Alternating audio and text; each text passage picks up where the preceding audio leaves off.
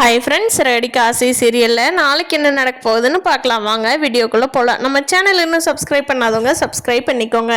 முத்துவை பற்றி ரோஹிணி அவங்க அம்மா கிட்ட சொன்னதை கேட்ட மீனாவுக்கும் முத்துவுக்கும் ரொம்ப வருத்தமாக போச்சு.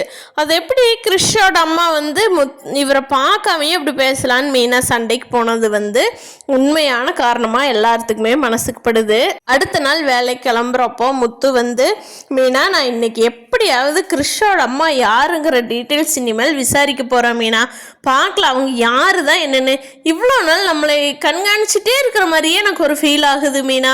நான் கண்டுபிடிக்கிறேன், இங்கே தான் இருப்பாங்க, எனக்கு தெரிஞ்சு அவங்க வெளிநாட்டுல எல்லாம் இருக்கிறதுக்கு வாய்ப்பு இல்லை அப்படின்னு சொல்லிட்டு வேலை கிளம்பிடுறாரு முத்து.